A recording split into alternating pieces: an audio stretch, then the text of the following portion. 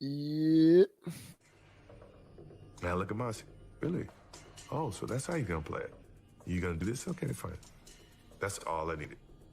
That's all I needed for him to do that. And it became personal with me.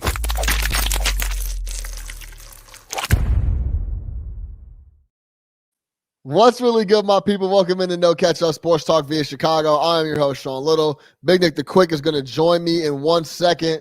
We got a fun show. Well, first off, we got to talk LeBron. LeBron is cursing folks out, talking shit to people courtside in Atlanta. We're going to break that down. John Boy Entertainment did a great breakdown, so we're going to talk about that. How you feel about people sitting courtside talking shit? Should they be allowed to say whatever they want? Let's talk about it. Super Bowl 55 is locked and loaded this weekend.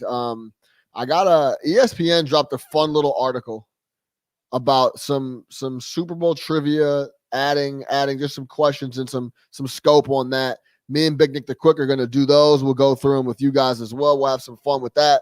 I already looked at some of the questions, some fun names, so that'll be a good time. Then we're going to talk NBA, of course. Eric Woodyard of ESPN is going to jump on. He just wrote an article about the Bucks I thought was really interesting. He said, they felt like it was a must-win the other night against Portland, coming off a two-game losing streak, so they had to get back on track. So we'll close it there. Eric Woodyard, ESPN, he's the man. He has some good insight, and we'll talk NBA to close it out. Big Nick the Quick is here. What's good? Yes, sir. What's happening? What's good? Y'all hear me? Yes, sir. All right. Yes, sir. What's the word? Man, had to handle the work business. Apologize for being a couple minutes late, man. I see you holding it down. Yeah, it's all good. Yeah. All good. No worries. What's the word? Not too much, man. What's the business? What are we getting into today? First Take Tuesday. As I just told the people, we already know we're going to talk LeBron. I got to talk about that. I don't know if we're going to have enough time, but we got Woodyard coming at 6. So I figure we talk LeBron, a little bit of NBA, and then go into full NBA mode with Woodyard, and then close it with some Super Bowl talk. I got a trivia game that ESPN just put out for us to go over, which will be fun. Are you gonna try to get me after I got you with the NBA head coaches? No. I don't know the answers to these either. So So we're gonna talk through them, and it'll be a good time. You said you had a First Take Tuesday for me. Give me that. We'll chat for a little bit before Woodyard jumps on. Oh, I was just gonna say, and this isn't necessarily against him personally because he's having a good year with the numbers and everything like that. But yeah. Is everybody ready to pump the brakes on the Luka is the second coming of Jesus of Nazareth talk? Ooh, are we good? Is that where you're at? Those boys are 8-13. Are we good? Is that where you're at? The MVP's not happening this year. And it's not an anti-Luka. It's not all his fault. He's putting up good numbers. He's doing his thing, but it's not producing W's on the basketball court. So everybody was like, yo, he's a lock to win the MVP. I haven't seen more of an MVP lock since Sean with Russell Wilson, but close second is Luka Doncic. Luka Doncic and the entire world just telling us, hey, Luka's going to win the MVP. Putting up 29, 9, and 9 this year. The numbers are great. Yeah, shooting so what more do you want from him? 47%. W's. Can't kill certain guys for not playing winning basketball and hold up other guys. Interesting. I see where you're going. I see where you're going. Well, this is the thing. I'll tell you how I feel about what you're saying. I think it's year 3 for him. Yep. So in year 3, you can get away with getting still nothing but glory and love, putting up 39 and 9 when your team's losing. You get to year 5, 4, 5, 6, then it's like, yo, is this just like empty baskets? That's right. where I kind of think. I understand what you're saying though. But this is not an anti-Luka take. It's more of the people who covered him and talked about this ascension and where we would be at this point this year. And I get it's still early, and I get he's having a great year. It's just there's no MVP. I just been real quiet on that. Luka is the MVP front, which seemed to be like the number one thing going into the year. You're saying people had the take, and then you ain't heard the take since. Huh? I haven't heard the take in a while. Where you at? Where y'all at? Saying, hey, you know what? Where y'all at? I feel it. Okay, fair enough. All right, look, we got 10 minutes till Woodyard comes on. I want to talk about this LeBron thing. You guys know, if you guys are following sports, if you guys are listening to us, you're following sports, so I don't even really need to break down what's going on, but last night, LeBron James got into it with a couple folks courtside, and John Boy, who does a bunch of MLB breakdowns, did a good breakdown of what happened yesterday. Essentially, LeBron had got into it with a guy on the sideline, called him a meathead, whatever. They were going back and forth, man to man, and there was like a little side out that was a little closer to the court side, and the conversation picked up, and the dude's wife did not appreciate what LeBron was saying to her husband. Don't talk to my husband like that. And then a perfect hair flip to hand wave. Hold on, you heard her? She said, "Don't talk to my husband like that." Hold on. Don't talk to my husband like that. And then a perfect hair flip to hand wave, nah, to sitting down. Just like beautiful job in here. You guys, he's being an asshole and they're blaming these guys. That's a joke. That's a joke. Wait, he's being an asshole and they're blaming you. That's a joke. Wait, he's being an asshole and they're blaming you. That's a joke.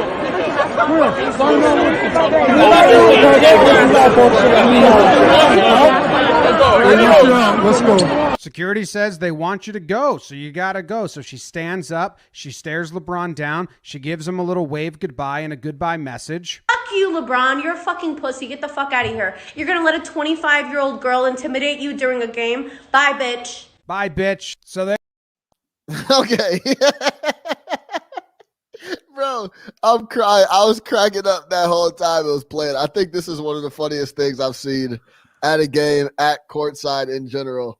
I am a massive fan of being able to say whatever you want at a game, unless you start getting extremely out of pocket, like talking about their family. I think you should be able to swear, maybe not like fuck you or anything like that directly, like fuck you, LeBron, like that type of thing. But you should be able to say shit, damn, bitch, all that.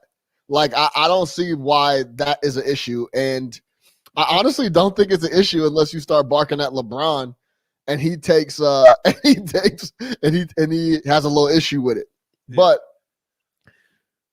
a lot to unpack there. What were your thoughts when you saw the story? And I thought it was funny the entire way out. Like, I thought the entire thing was funny. That's the first time I've seen the John Boy breakdown of it. So that's the first time I've actually heard the text. Yeah. So after watching that, number one, I take it this dude is probably a longtime Atlanta Hawks season ticket holder, right? Yeah, maybe. Yeah, LeBron spent a lot of time in the Eastern Conference.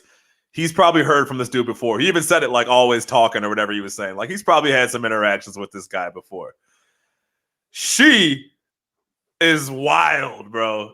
Yeah. Absolutely off her rocker. I think she originally tried to say that he called her a bitch, which, listen, man, we're talking about LeBron James here. There are no public missteps in LeBron James' resume. No shot. There's a 0.0% chance he is in Atlanta calling a white lady on the sidelines a bitch.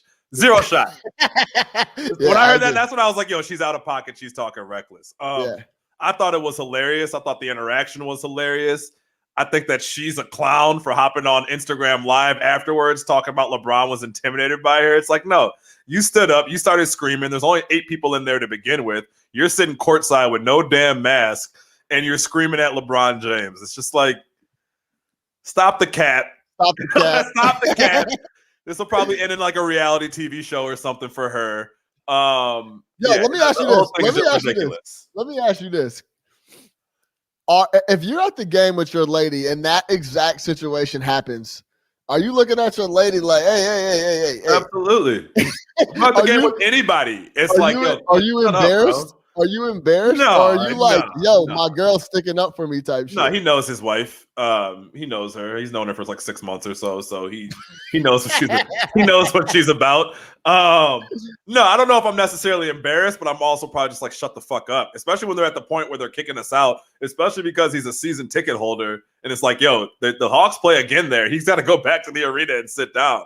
So it's like, yo, calm down. So I guess maybe there is some embarrassment. And it's like, yo, calm down. Oh, my God, we got to come back here. People know who we are. You're already extra. Both of them are very extra looking people. So it's like, we can't really fade into oblivion. So it's, shut the fuck up.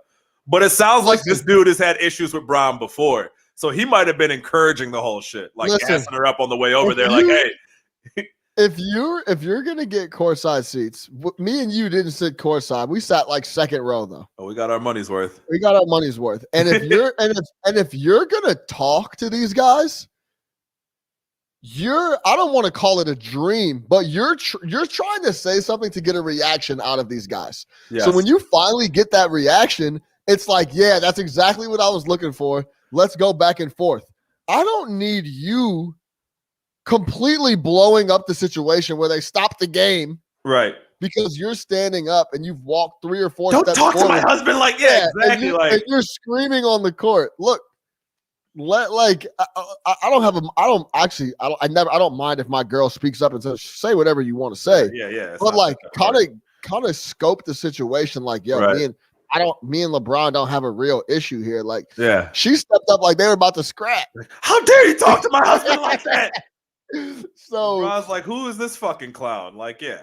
Yo, and I would tell you this, and to go back to us at the game last year, we were talking big shit to Kentavious Caldwell-Pope and Dwight Howard, and they could hear us.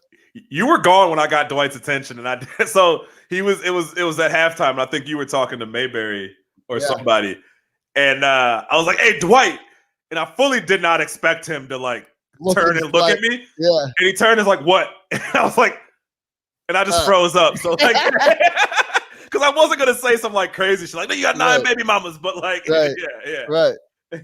That would have been a good one. Now, how you handle all these BMs? That's what remember I told him that he can't wear the Kobe's, he's got to wear the Air Jamirs. Yeah, no, for real, because he was playing in some Cobes. Rest in peace. He was before Kobe had passed. Yeah. No, the Kentavious one was the best, but no, 100%, man. If you're gonna be there, have some fun with it, do something funny. But you want to get up and like she was addressing him like 100%, like it was someone who would come at her husband in a way that she felt she had to defend him. Yeah, like. They're not about to scrap. They're at a basketball game talking shit. I perused her Instagram today, and like it's everything you would have expected. Like this chick, for sure, whole different world. The whole nine, everything. Dior, all that. It's just all over the place. Dior. When it rains, it pours. Muckamere. So yeah, no, there's no doubt that she was wild. It was entertaining though. Man, that's some of the funnest. I don't know if I could sit courtside either. Like if I sat right where she was sitting and there was a player that who's someone that I don't like and I would give a hard time if they were having like a bad game. Al Horford? Al Horford I would kill.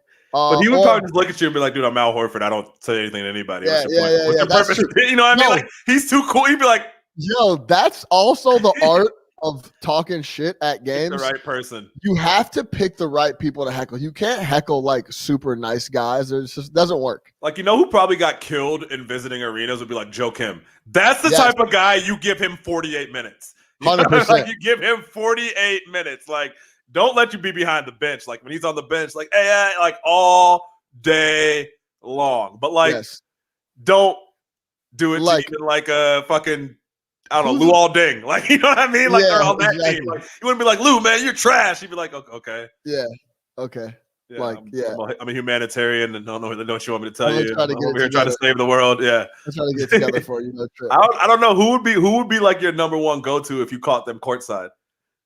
That I would just try to kill? Yeah, who would you kill? I don't know who you're like, people who you can't stand. Oh man, they're not as prevalent as they were years ago. I'm trying to think of like in the NBA, who is someone that I would just murder?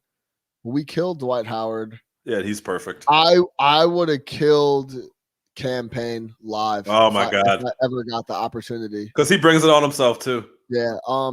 Those type of dudes. I'm trying to think of who I would really. Oh, I would kill Gobert.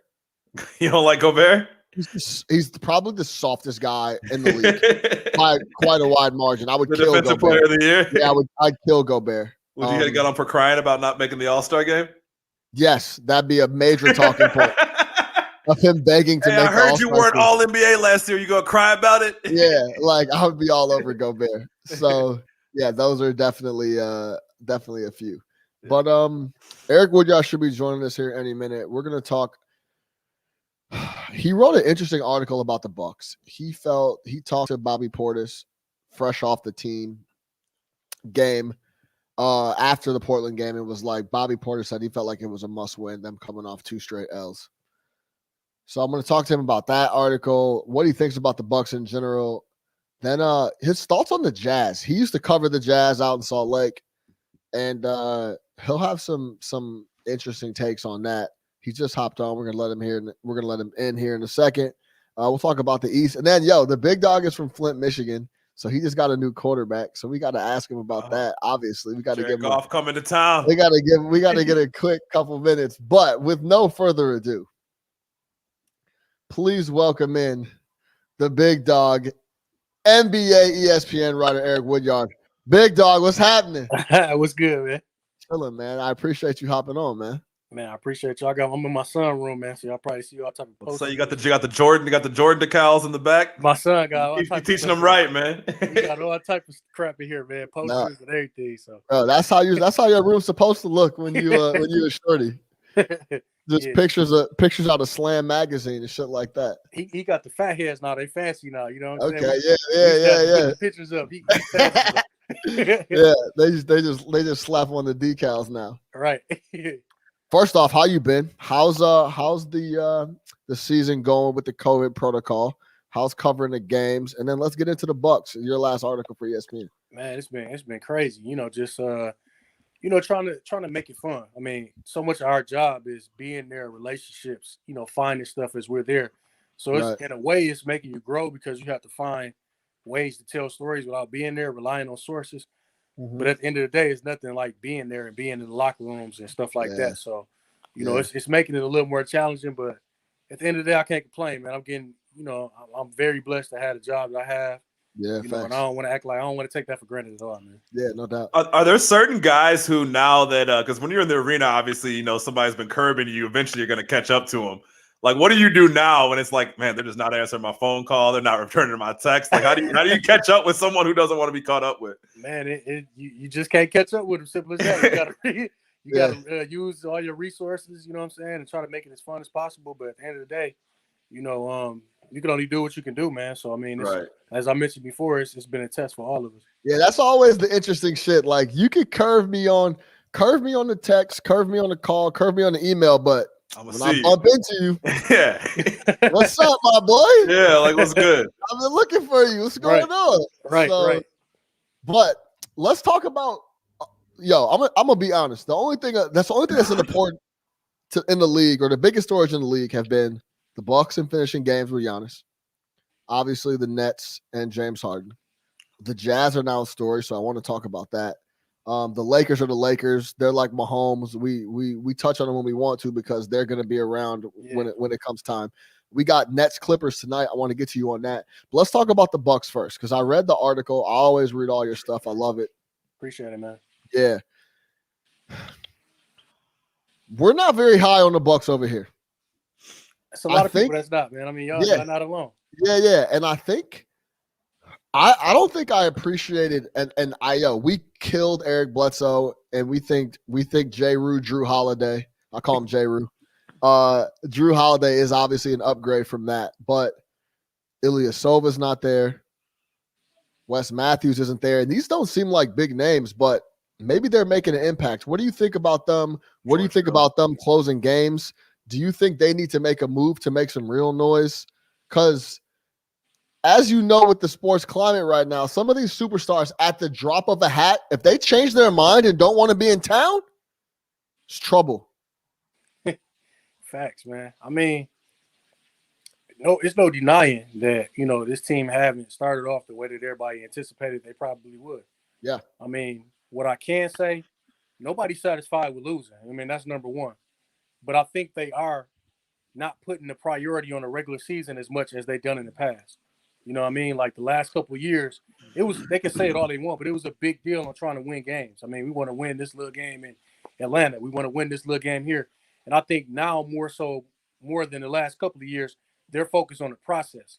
You know what I'm saying? How can this make us better when it matters? We got a chance to talk to Pat Connaughton today, and he was kind of saying that, like, they weren't hit with a lot of adversity last year, so they didn't know how to respond, when it was time to respond. And I think they're being hit with adversity this year. And, they're starting to see, like, hey, we got to we got to really take it to the next level. We got to get better, and I think they're focused on the process of getting better this year. Nick. Yeah, no, just to kind of touch on that, man. What does that look like, though? So you say, like, last year they're hyper focused on winning each night, right? And that's we were watching last year. They're beating everybody by 20. Sean would always say, like, yo, bet the Bucks, whoever they play, they're gonna win by 20. Yeah. So obviously they haven't had that same start this year, but you said that their focus has changed. Like, what does that look like around the team? I think you look at, I mean, they're trying different things. I mean, but they're still not great at defending the three. That's what we know. They're not bad. They're not good at all at defending the 3-point line. They're brutal. Brutal. It's brutal. I want to be kind of good with it, but it's brutal. It's brutal. Keep it all the way 100. You know what I mean? So yeah, man. I think this is what it looks like. You know, it's a transition. You know, you bringing in Drew Holiday, you bringing in Brent Forbes, you bringing in Torrey Craig. Them adjusting to playing in this new style in games that are meaningful and games that matter. So I think that's what you're seeing now is an adjustment period. I mean. It's not 2K. Everybody kind of like getting uncomfortable a little bit, right? Knowing, hey, we could probably win this game this way, but come playoff time, it's not going to serve us. Or not? I mean, kind of, sort of. They're not giving away no games. Right. Yeah. I think it's seriously an adjustment period. Now, whether this team is better than last year, we won't know till the playoffs hit because seriously, we only 20 games into the season. So by the time that time hit, we're gonna forget about what happened now if they're doing what they need to do. Right. So I think now it's that adjustment period, and they probably would rather it happen now than later in the season. So I still don't know what this team looks like. I don't know how. I mean, one night they're blowing the team out by 20, one night they're losing to Charlotte. So I mean, we don't really know what this Bucks team look like. I think they're still figuring it out. See, I think for me is that it doesn't feel like 20 games to me. It feels like 155. You know what I'm saying? Like the core of that team has been intact since last year, right? Like Middleton's been around, Giannis has been around. Yeah, they might have swapped out some role guys, but like the core guys are there. Connaughton was there. Right. Connaughton was there. I'm tweaking on my guy. DiVincenzo? Yeah, DiVincenzo was there. Like these guys are all there, right? So when I just struggle with like when someone asks me about the Bucks, I'm like, I don't know, bro. They don't look like shit to me, and and I don't want to give them the excuse of it's 20 games and they're gelling because no, it's not an excuse. You know what I'm saying? So I think it'll be interesting. No, definitely. Yeah, and I think. Tell me what you think about them closing games. We've talked about that a bunch, but is it to the point where like they should look at Giannis like, yo, relax, like we gonna try to do something else? Yo, go. Yeah, I mean, hey, what was that meme? What was that Kobe meme? Like, don't pass. Like, get the rebound. Like, maybe there's Giannis. Like, yo, play D and clean the glass up, and then we're gonna try to figure out how to close these games out somewhere else. Another thing we gotta look. I mean, he still have to prove that. You know, you look at the first or second game in Boston where he missed those free throws. You know, free throw shooting. I mean, they can't rely on him at this point of his career right now. So he has to improve at that, and he has to learn to close games. Simple as that. I mean. It's kind of like the Shaq situation. You know what I mean? When Shaq was in his prime, Shaq wasn't closing them games. And I'm not saying that. No, he was not. Shaq, but we know they had it. So I think it's up to the team to build around his skill set. He's not that closer. That's not his game. That's not his style. There's nothing wrong with that. But he has to find players that complement his style. And I'm not sure if this supporting cast can help him do that until they prove it. I mean, that's a legit question. Until they prove it that this is the supporting cast to get him over the hump, then it's going to constantly be questioned. So I think it's a fair, like you say, it's a fair comparison of what you're saying, a fair analysis. I mean, of what you're saying right now is we don't know what this Bucks team is because I'm covering them every day and I still don't know what they are. But it's almost like I know what they are and I know they're not enough and they better go get somebody or it's going to be deja vu come playoff time. That's kind of where I'm leaning. Nick. So you're on the personnel issue with them. You think it's a personnel thing? Look. Right, bro. They keep running back the same team. This is going to be pretty much the third straight season of the same squad of them killing in the regular season and then getting to the playoffs and they look like they can't compete with the top dudes. So something's got to give, and that's what they tried to do with Drew Holiday. But one thing I was wondering, man, obviously Giannis back-to-back MVP, top 3, top 4 player in the NBA. You know, we know his resume. But as I read the article, one thing that did kind of stick out to me is the quotes are from DJ Augustine. They're from Bobby Portis. And they're talking about what the team needs to do.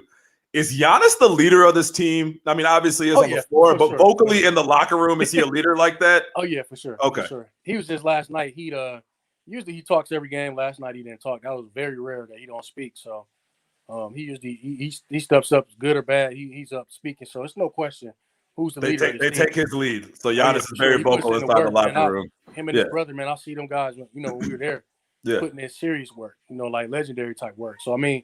You look at year 1 to year now where he's at, what he built himself into. That shows you the work ethic. It's proof in the pudding. So I think his style of leadership is a little different. Yeah, he's a more lead by example. But I think this year he's been more vocal. I can't say that, but like if they drop 5 straight, is Giannis in the locker room rallying the troops? Yeah, I think so. He just does it in a different way. He's not like a Draymond Green or nothing like that. Let's not say that. You know what I'm saying? He's not all in your face. He's not gonna get in your face. Yeah. Style of leadership is different, and it's no question he's the leader of the team. All right, I closed the show last week with I don't feel like the West is as tough as it was advertised.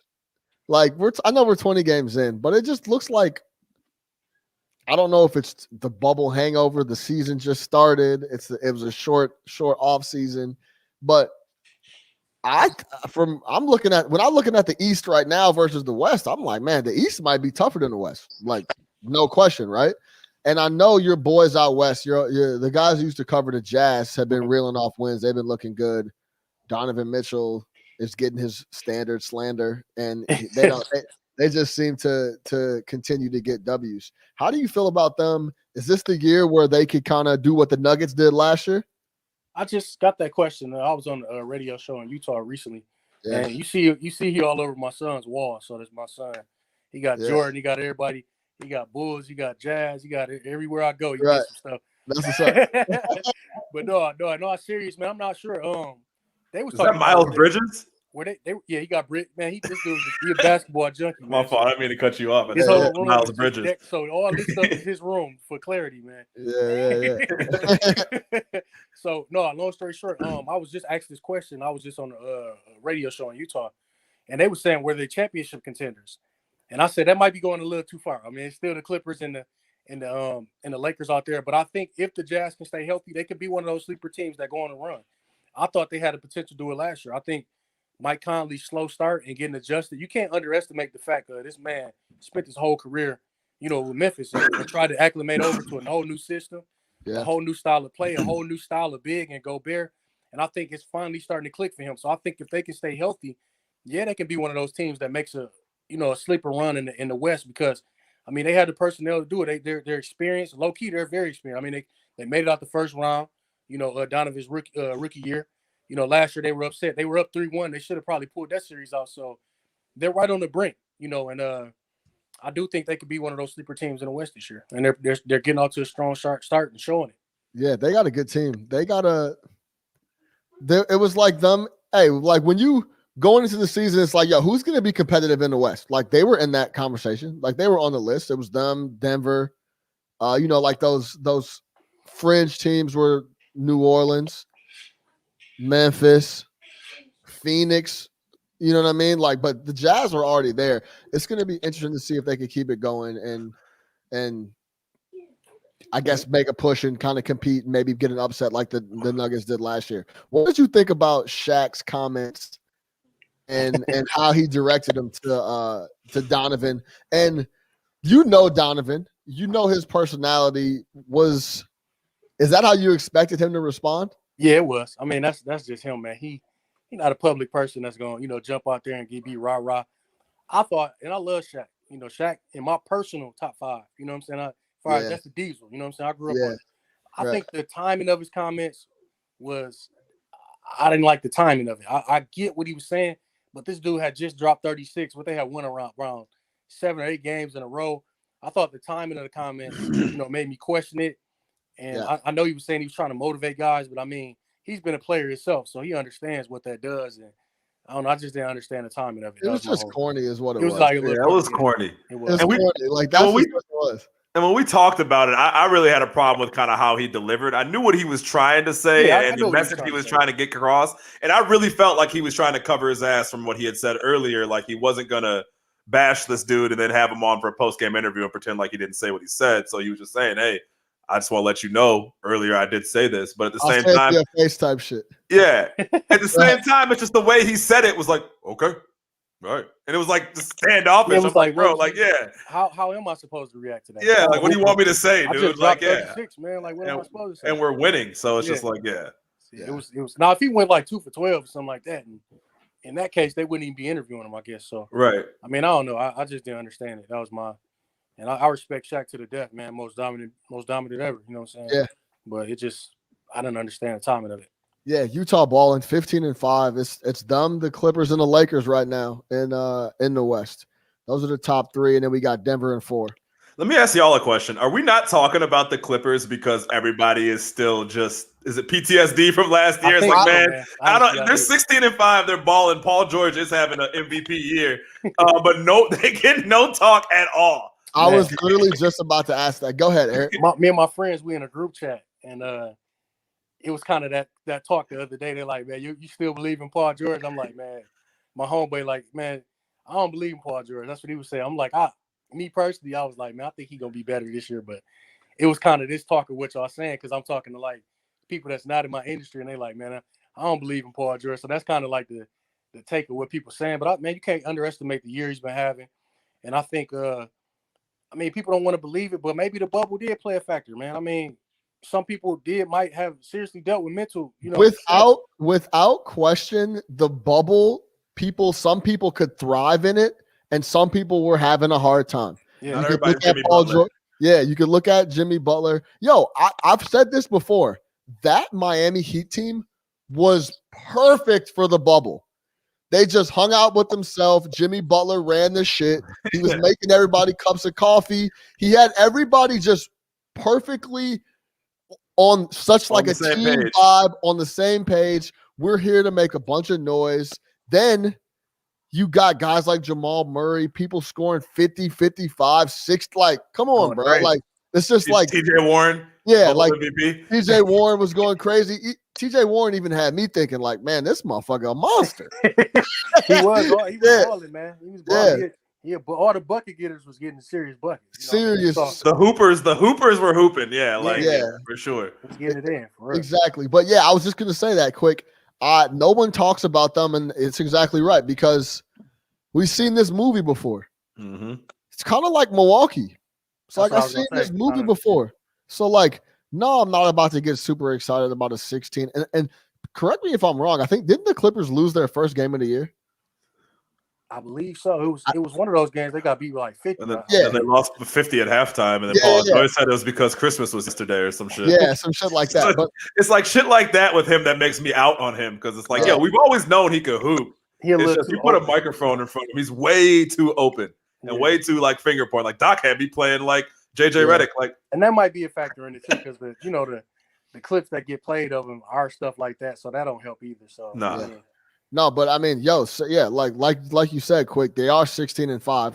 You know what I mean? They won 9 of their last 10. Yeah, they're playing really good ball, and they're gonna play the Nets tonight. We'll touch on that, but yeah, it's interesting. No one's really talking about that, because it's like, man, we'll see y'all when we get to the playoffs. I still believe it's gonna be them and the Lakers in the Western Conference Finals. Though if I'm betting, I'm picking those two, and I want to see, an elite battle. I mean, Kawhi came in and said with the commercials and everything, now it's time.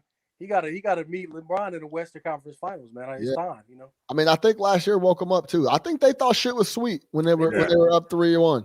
They thought shit was sweet when they were up 3-1. They thought shit was sweet when they were up 3-2. They thought shit was sweet when they were up 12 going into the fourth in Game 7.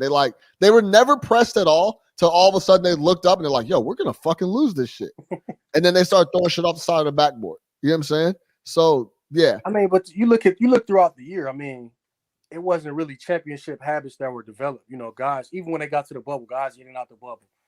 Guys sitting out games. There was a lot of load management, like more than usual. So I think, everybody want to just think you could slap a team together, but it's like with anything that's being successful in life, you have to develop habits, you have to develop traits, and it starts with your leader.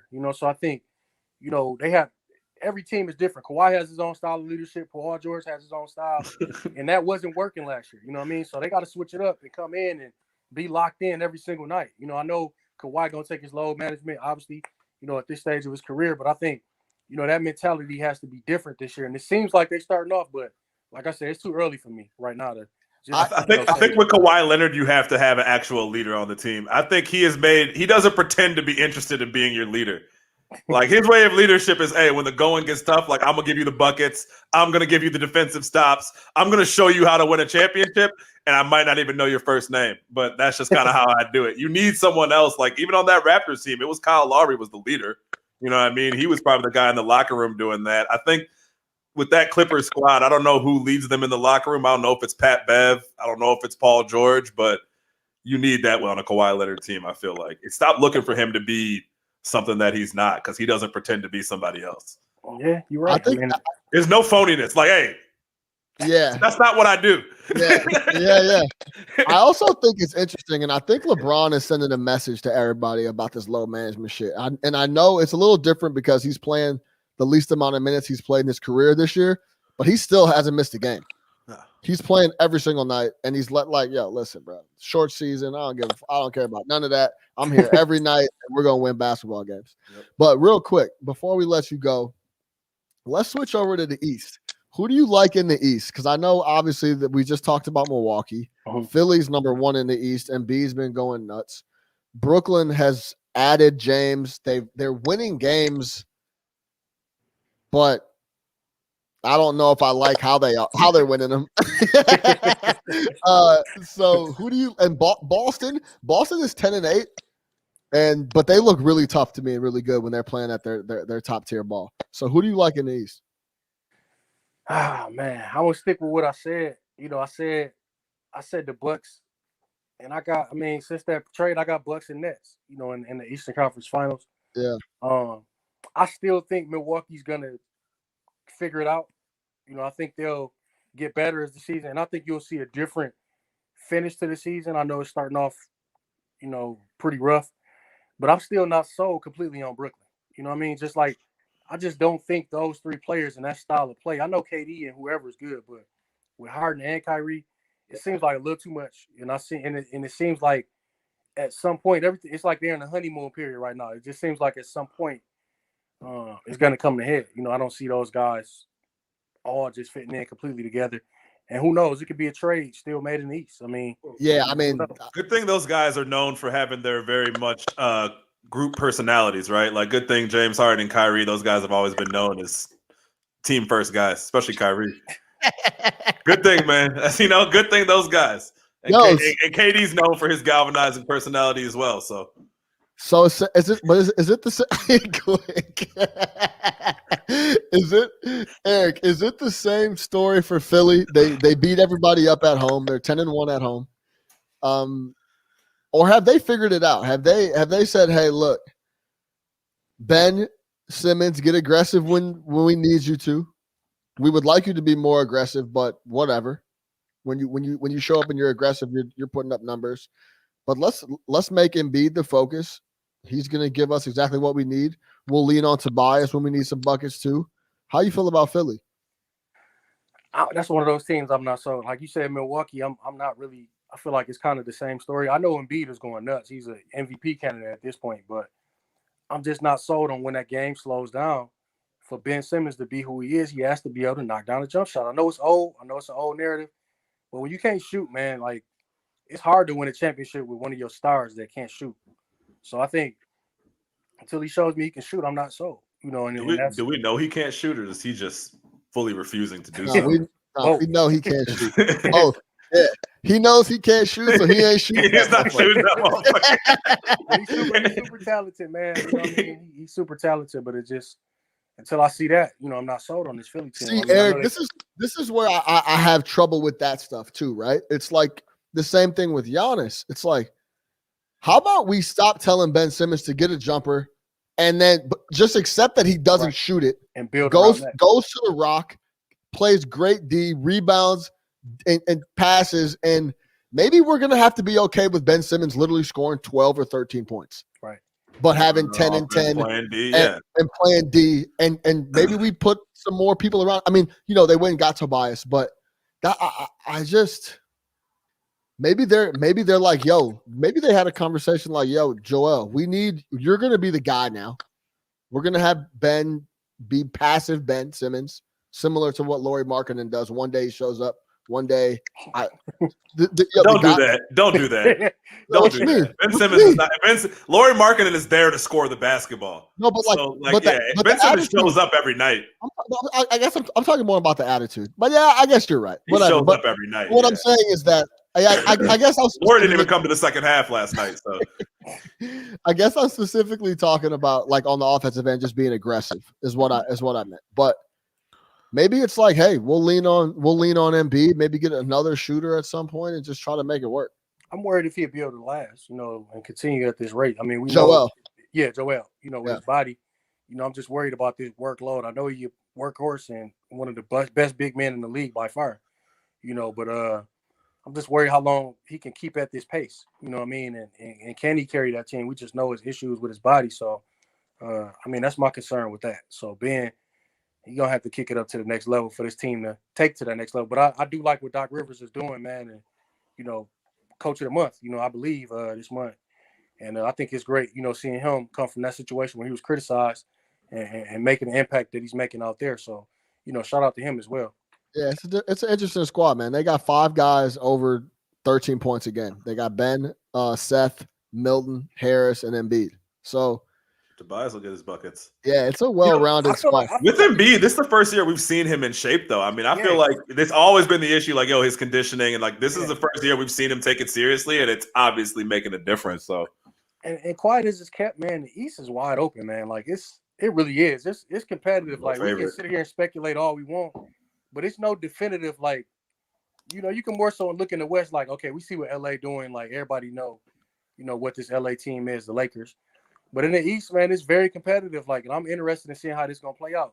Even last year, nobody anticipated Miami coming out of the East, and that's kind of the fun, like, part of this league and seeing that, and also seeing who's affected, by COVID and things like that. We saw, Jason Tatum had to sit out, and top guys had to sit out. So this one of those seasons where it could be a sleeper team on any side coming out, depending on the situation.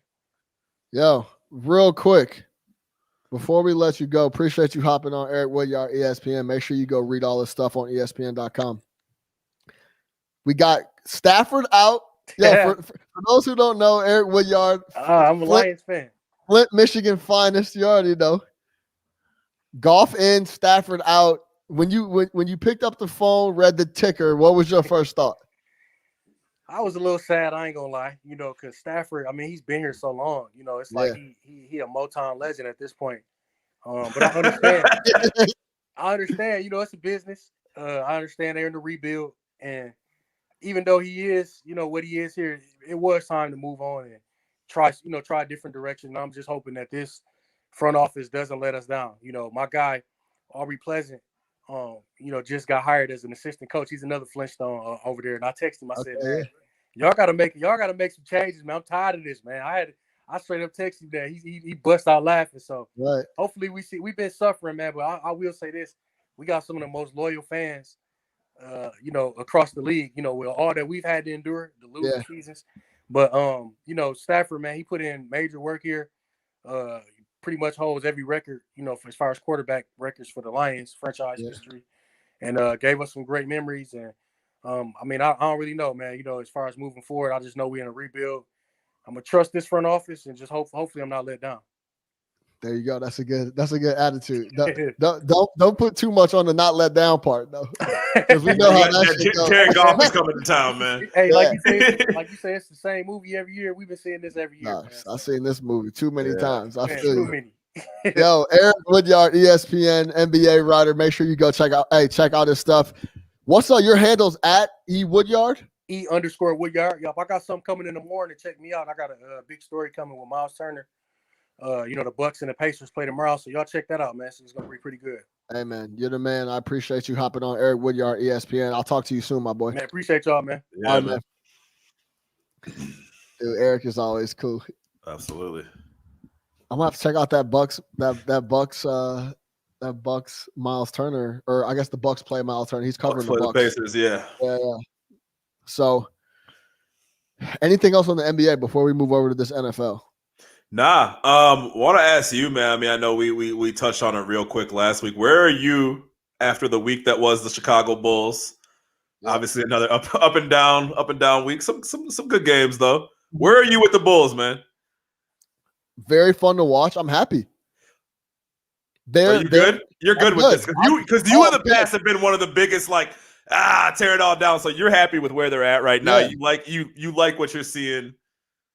They first off, they look like a competent basketball team. They still make a lot of mistakes. Yeah, I get that, but they're young. We are in dire need of a point guard. We don't have a point guard. We need a point guard really, really badly. Do you see any scenario in which Kobe White develops into a point guard or no? What kind of point guard are we talking about? Like, you know what I mean? Like a guy that's going to organize the offense and be an extension of the coach on the floor, like that type of shit? Nah. But I also don't want Satoransky. I don't know how many times I've seen Satoransky. You hate Sato. No, I don't know how many times I've seen Satoransky get a 24-second violation trying to make an extra pass and passing up a wide open layup or a shot, trying to get an extra pass because. But they do look better with him in there because he knows how to run a fucking offense. To your point. Yeah. But yeah, he is one of the talk about non-aggressive players. He's like he makes Ben Simmons look like Eddie House. He does not want to shoot the rock. But yeah, I'm good with where they're at. I think they're moving in the right direction. I think Karnisovas is getting a really good look at who he thinks can play and who he doesn't think can play. And I think I wouldn't be surprised if we had a lot of changes come next year. Like, hey, we got our coach in. This is our first year here. We got a good look at these guys. Let's see who can play, who can't, and let's start moving some of these dudes. And last question, I'm good with it. Where are you with Zach LaVine? I mean, I've completely flipped on Zach LaVine. I think he's a bona fide one of the best scorers in the league when it comes down to it. But you knew that already. I didn't know it like this though. You didn't know that it was this effortless. Yeah, I've completely flipped. I was completely wrong. The contract that he's under is worth every penny. He can flat out score and score the basketball. And I don't care if you're in a rebuild, non-rebuild, trying to check out younger talent. When you need a bucket, when you in this league, when you need a bucket and you could give the basketball to one guy and he's probably going to be able to get you a basket. There's no. It makes a difference. Yeah, if you're a coach and you're drawing up something, hey, Zach. Yes. Yeah. Like last night when he came down and fired that three to seal the game, and they left him wide open. Tibbs might have had an aneurysm in the locker room after that. Yeah, but the confidence to even come down. Need that guy.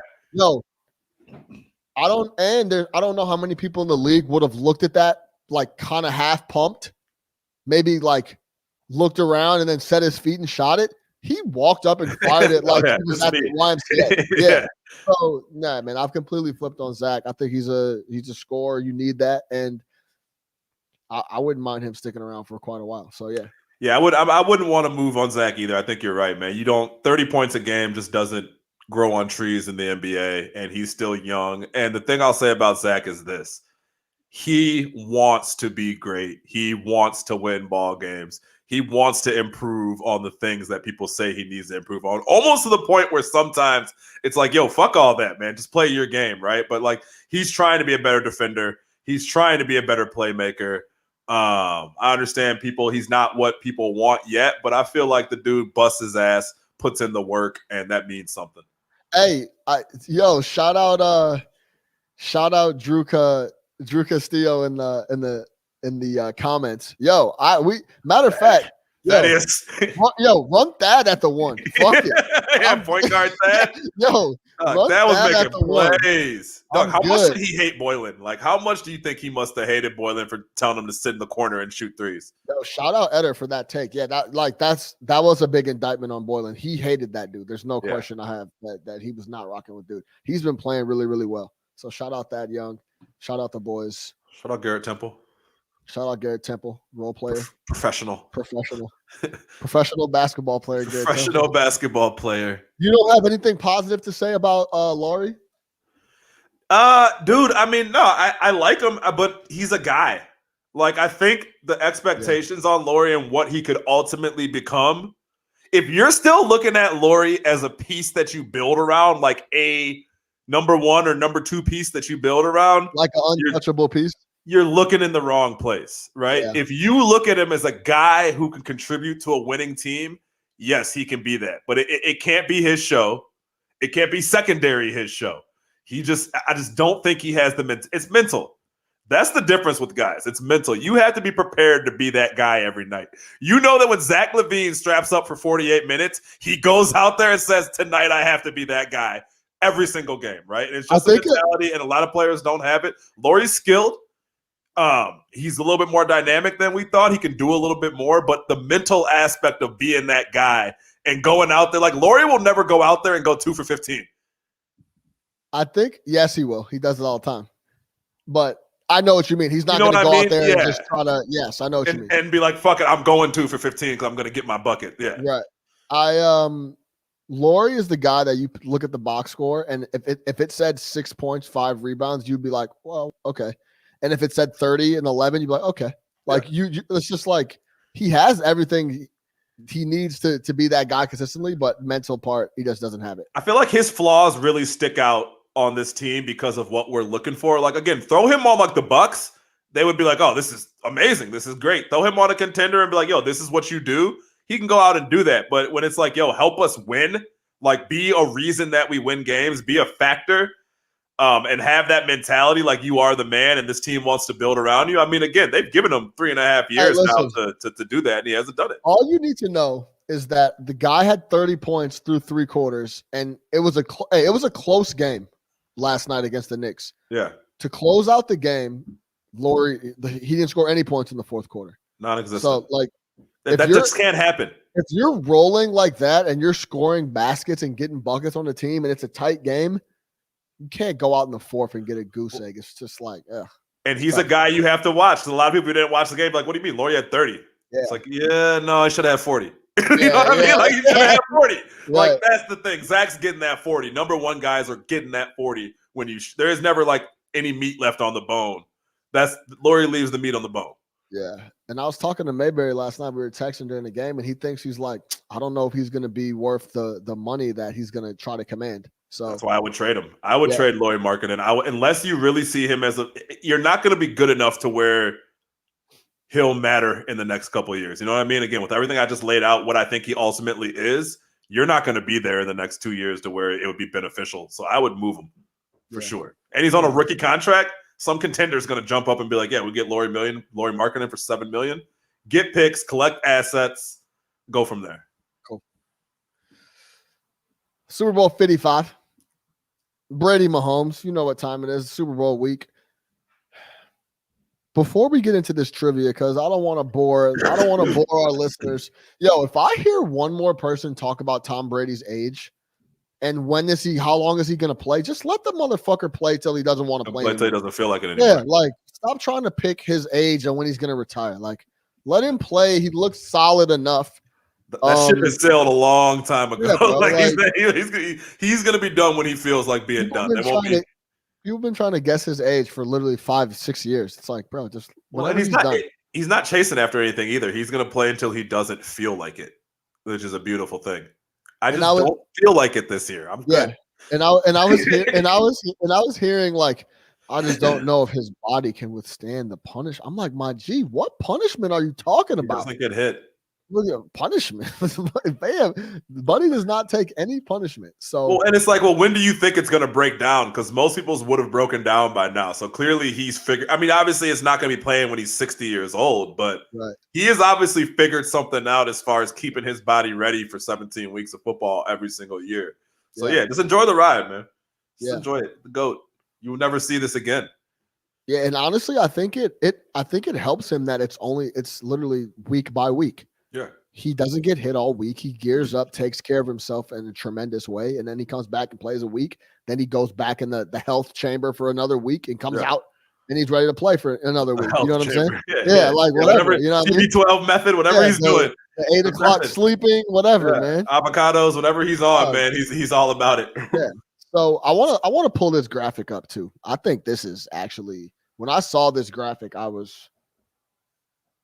know who we're talking about, Patrick Mahomes, but I was still kind of shocked by this.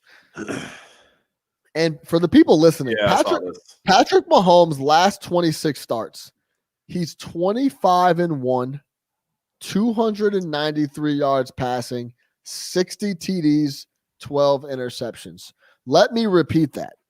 Patrick Mahomes, in his last 26 games, he's 25-1, throws it for 293 yards, has 60 touchdowns, and 12 interceptions. I know that we give him tons of love, but this guy's lost one game in his last 20. What was it? 26. You know who it was against? Yeah, it was Oakland, wasn't it? Yeah, it was Oakland. Yeah. Or not even Oakland. What are they? Las Vegas. Yeah, Las Vegas. It was against the Raiders. Yep. So it's like, man, like, yo, Rodgers MVP, cool.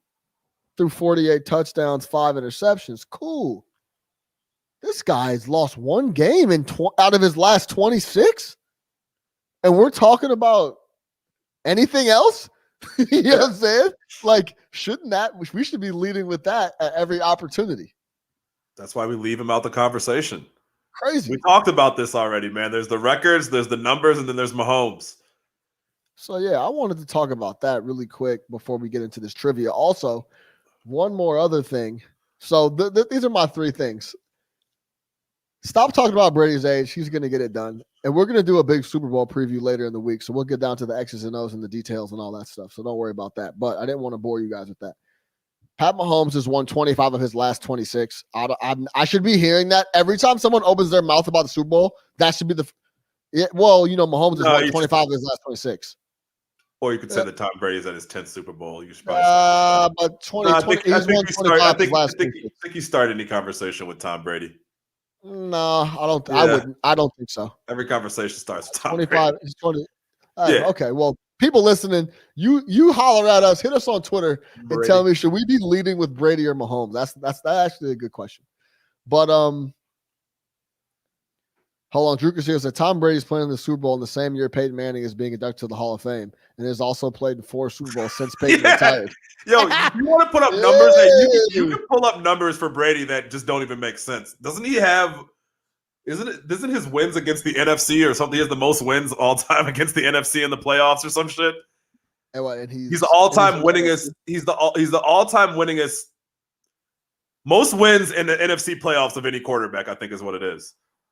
Yeah, because he's got 6 Super Bowl wins and he's got the 2 playoff. He's got 8 wins against NFC opponents.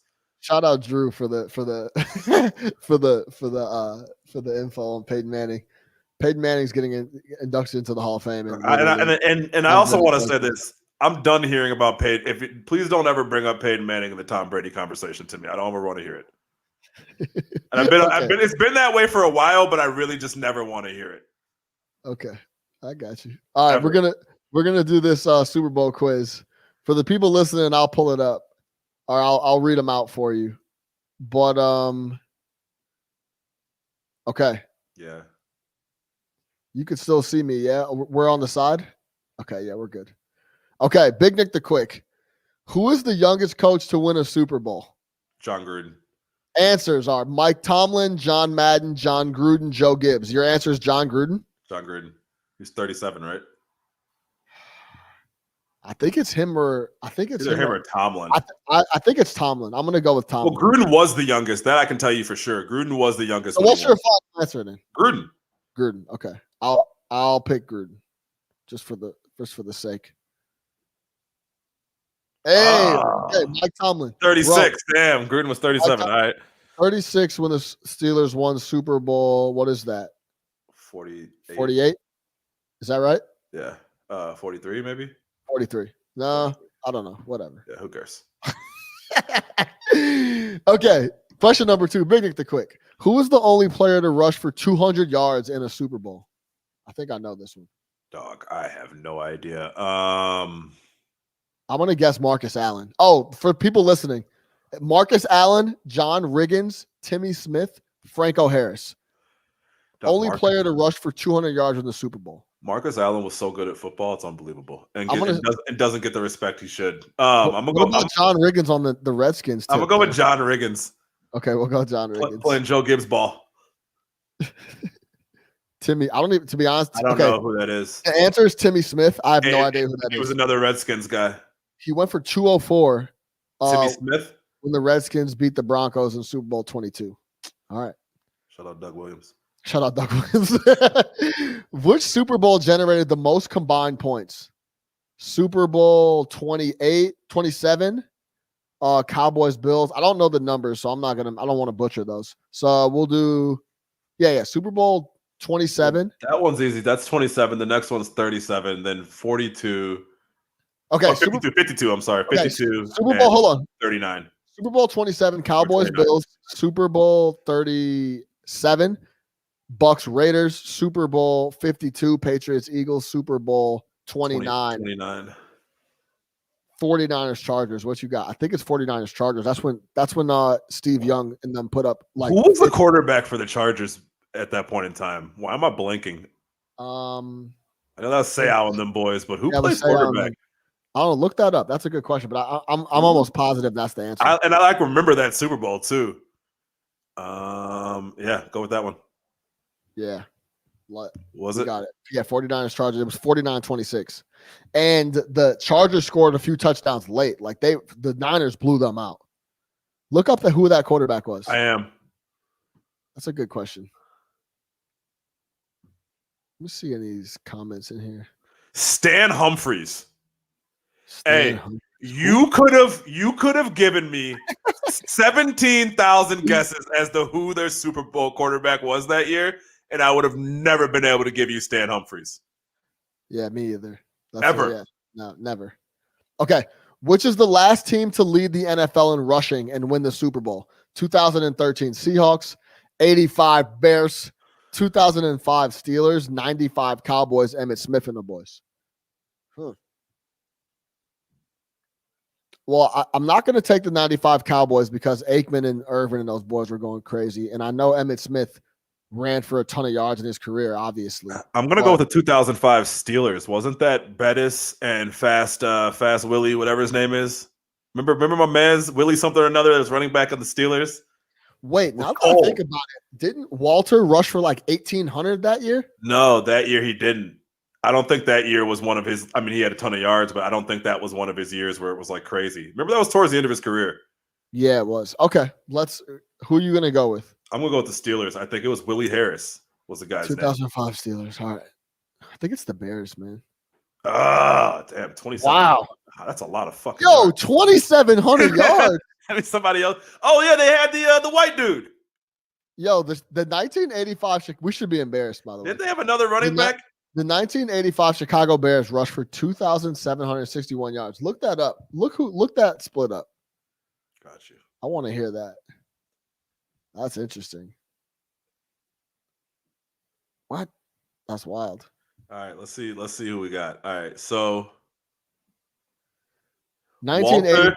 Walter rushed for 1,500 yards. Matt Suey, that was his name. Yep. His kids played at Loyola. Yep. Matt Suey rushed for 471 yards. Jim McMahon. That's still only 1,900. Where's the other 800? Jim McMahon rushed for 250 yards. Calvin Thomas, 125 yards. Dennis Gentry, 160 yards. Thomas Sanders, 104 yards. Steve Fuller, the backup quarterback, 77 yards. Even fast Willie Galt had 18 yards. And then what about the fridge? The fridge had 7 yards. And then Mike Tomczak had 3 yards. Huh. That's wild. And then wait, hold on. What was the Doug? They averaged 173 rushing yards a game. Different age of football. And that's my type. My type of game. And they were blowing everybody out. So run the ball, play defense, go home. And they were running. They were just running everybody. I know this one. This one I know. Who owns the record? Okay, who owns the record for the longest completion in Super Bowl history? Jake Delhomme, John Elway, Jim Plunkett, Brett Favre. Is Delhomme? I think it's Delhomme. Daylight coming, we want to Delhomme. Remember, what's his face? Berman used to say that. Yeah.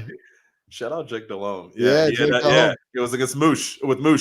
Yep, 85-yard touchdown pass to Mushin Muhammad, Super Bowl 38. What did Moosh say about the Chicago Bears? Says terrible franchise. You should get out of there. Where wide receivers go to die. Where wide receivers go to die.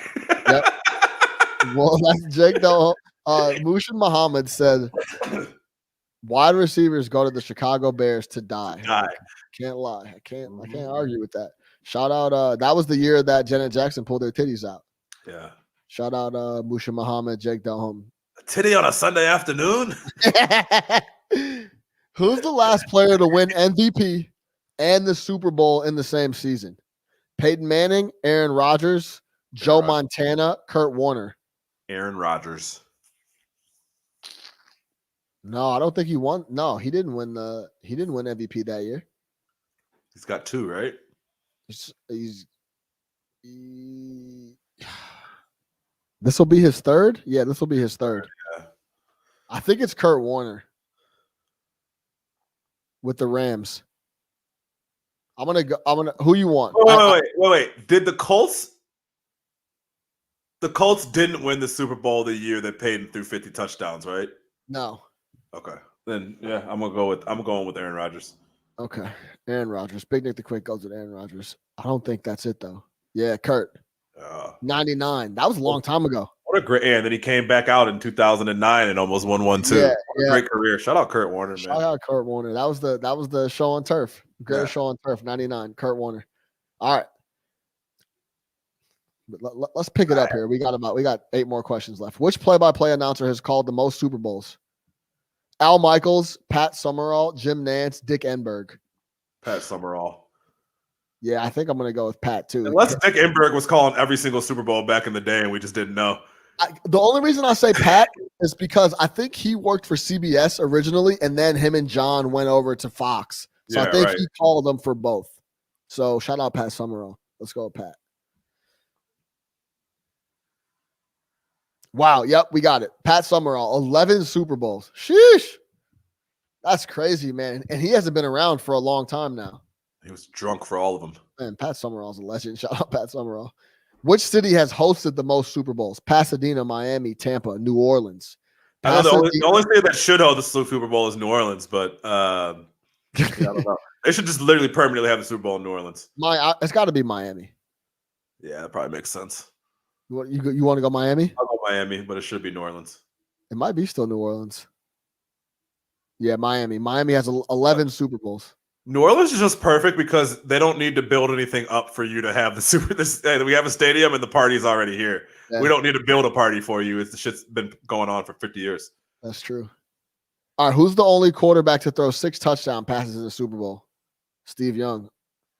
I think he did it in that I think Steve Young threw 6 touchdowns when they had that super high scoring game. Yeah, I'll go with Steve Young too. Against the Chargers. Yep. 6 touchdowns for Young. That's an awesome record to hold. Yeah, it is. Like, yo, come on, I threw 6 tutties in the Super Bowl. Stop playing with me. Among all Super Bowl champions, which owned the worst regular season record? I think it's the Giants. That Giants team was a wild card team the second year, right? Or was it the first year or the second year they weren't good? First year. They were like 8-8 or 9-7 or something, and they won the Super Bowl, maybe 10-6. Yeah, the options are the 2011 Giants, 1980 Raiders, the 2012 Ravens, and the 2007 Giants. I think it's 2007 Giants. Ravens. Yeah, I want to go with the 27 Giants too. Okay. 2007 Giants is wrong. It was the 2011 Giants. They went 9-7. One of them went 9-7. I knew one of them was 9-7, and Eli got hot. 2011 was the year they went into Green Bay in that Ice Bowl game. Remember that? Yeah. Eli got Dubai hot on them. Dubai hot. All right. Which state has produced the most Super Bowl winning quarterbacks by birth? California, Pennsylvania, Louisiana, or Ohio? So Louisiana, didn't Terry Bradshaw, he's from Louisiana, right? Yes. And then Bradshaw won 3 Super Bowls, correct? Or 4? Bradshaw won 5. 5? Yes. It's gotta be No. He won 4. 4. Yeah. It's got to be Louisiana. Okay. Let's go. Because Peyton Manning's from Louisiana too, so he's got 2. That's 6. 5. Oh, the most Super Bowl winning. Okay. I was reading that wrong. Okay, California has produced 5. Tom Brady, Aaron Rodgers, Trent Dilfer, Troy Aikman, and Jim Plunkett. I thought it was which state has the most you know what I mean? Not like the most individuals. I thought it was just if you took the quarterbacks that are from that state and combined all their Super Bowls. Yeah, I think that's what they did. No, they're saying the most. They're counting the amount of quarter. It doesn't matter how many they won. It's just if they. Oh, I was saying that's why I said Bradshaw has 4. I mean, that's between right. Bradshaw and Manning, you have 6. Not the total amount, the individual. Yeah, but California will probably still be up there because Aikman has 3 and there's 5 guys right there. So Well, fuck, Brady has 6. yeah, that's true. I didn't even think about that. That's right. Yeah, About to have 7. maybe. Which is the only team with multiple Super Bowls with multiple Super Bowl wins and no losses in the game? Ravens, Saints, Jets, Bucks. The Ravens. They've won 2 Super Bowls. They've only been a team since 1994 or 96. What are they, 2-0? Yeah, 2-0. They've only been to 2 and won 2. Yeah, you're right. Good call. 2-0. The first one was Ray Lewis and the boys. Yeah. And then the second one was Ray Lewis and the boys, but it was more the lights went out in New Orleans and Kaepernick and those guys folded up. Yep. All right, which quarterback owns the single game record for passer rating in the Super Bowl? Russell Wilson, Troy Aikman, Matt Ryan, Phil Simms. I bet you this is Matt Ryan. I bet you Matt Ryan that the year that they blew that lead, his shit was like 135. Yeah. What do you got? What do you think? It almost seems like it should be Matt Ryan because whenever you throw in a name like that in this type of question, that's usually the answer. All right, so we'll go Matt Ryan. Yeah. Yeah. Phil Simms. Dumbass. Phil Simms posted 150.9. He was on fire, boy. yo, look up that line for me, please. Super Bowl 21. Go look up Super Bowl 21 Phil Simms line. It has to be like 17 of 20, 215 and 2 touchdowns or something like that. They're saying this Deshaun to the Raiders talk is heating up. To the Raiders? Yeah. Huh. Damn. My man's was 22 of 25 for 268 and 3 touchdowns. Phil. Shout out Philly. He ain't missed a beat. No, at all. Boy, it was locked in. Boy, it was locked in. Elway, on the other hand, though, was 22 of 37 for 300 yards, a touchdown, and a pick. Wow. Not a great Elway game. No, it's not. Who is the only quarterback to be intercepted 5 times in a Super Bowl? Donovan McNabb, Rich Gannon, Jim Kelly, Kerry Collins. Wasn't Kerry Collins awful in that Super Bowl? 5 picks, man. I don't remember anybody throwing 5 picks. Did Rich Gannon get picked off 5 times against Tampa? Well, Dexter Jackson didn't Dexter Jackson have 2 picks? Took one to the crib, right? Yeah. What, did he throw 5 that day? I don't remember him being that bad. He was the league MVP that year. Rich Gannon? I think it's Wait, Rich Gannon Rich Gannon didn't win MVP, did he? He did. Rich Gannon won the MVP that year. Who was his offensive coordinator? Nerf Turner. No. Mark Trestman. Huh. Wait, really? You don't remember Rich Gannon won the MVP when he was like 38 years old? Yeah. I remember he was balling. I didn't realize he won the MVP. That's gross. Almost positive he won the MVP. Fact check that. All right, who are we picking? I'm going Jim with Kelly. I'm going with Kerry Collins. I'll go Jim Kelly just because he had so many opportunities to throw 5. Rich Gannon threw 5 picks in that game. Wow. Rich Gannon, MVP 2002. Entered the league in 87 and won the MVP in 2002. Yo, that year, I'll give you some numbers. Rich Gannon that year. This is all it took to win the MVP back then, by the way. 4,600 yards, 26 touchdowns, and 10 picks. And what was their record was stupid, though. Yeah, they were crazy. Yo, 5 picks in the Super Bowl? That is disgusting. Yeah, Rich Gannon, man. Dude, that's Warren Sapp and John Lynch in them, though. Let's see. Yeah, Super Bowl record 5 interceptions. 3 of them went to the house. Yeah, they did blow them out. He was throwing Matt Schaub type. That was that special. Derek Brooks and those boys. Oh, yeah, and they're saying that, Gruden knew the audibles because Bill Callahan didn't. That was it. There was a whole bunch of shit around that year in that Super Bowl. If you read it, a lot of the ex-players came out and have killed Bill Callahan. They're like, that dude was the worst coach ever. Remember their linemen fucking disappeared the night before the game? No, I don't. A whole bunch of shit happened in that Super Bowl. And then Gruden knew the plays because Bill Callahan didn't change the audibles. But when he took over for Gruden, because remember, Gruden was the coach the year before. Then he went in there and won it with Tony Dungy's program. Yep, I knew that. Yeah. Huh, that's interesting. All right, last question before we get out of here. Which are the only teams to meet 3 times in the Super Bowl?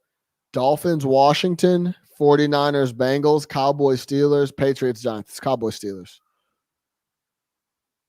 Patriots, Giants only met twice. The Niners, Bengals only met once with Chris Collinsworth and them on the Bengals side. And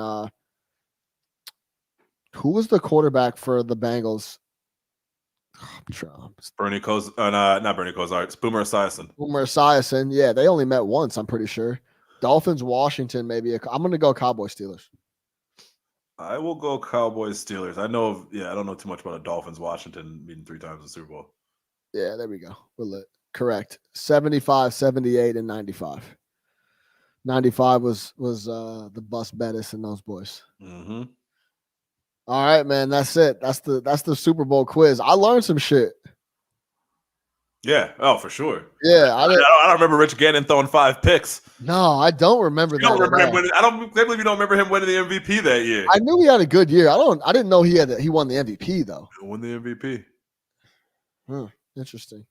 All right, well, we'll be back Friday breaking down the Super Bowl 55, man. I'm only talking about Mahomes. We got to get predictions on Friday, right? Yes, we have to give predictions. We'll give out some props, what we like. We'll do a bunch of stuff on Friday. I'll talk Mahomes quick. We'll talk Brady. And hey, what's understood doesn't have to be explained. We'll leave it at that. All right. For Big Nick the Quick, I am your host, Sean Little, man. Make sure you subscribe everywhere. Shout out Eric Woodyard, ESPN NBA, coming on, talking some hoops with us. No Catch Up Sports Talk via Chicago. Make sure you subscribe, iTunes, Spotify, tell the homies, tell a friend, Stitcher, YouTube. Well, we're going to do some more Clubhouses. We had a good time on Clubhouse. Make sure if you're on Clubhouse, follow me. I'm going to be starting a No Catch Up Club at Chicago Flow, CHICAGO Flow. Lock in with us. No Catch Up Sports Talk via Chicago. We out of here.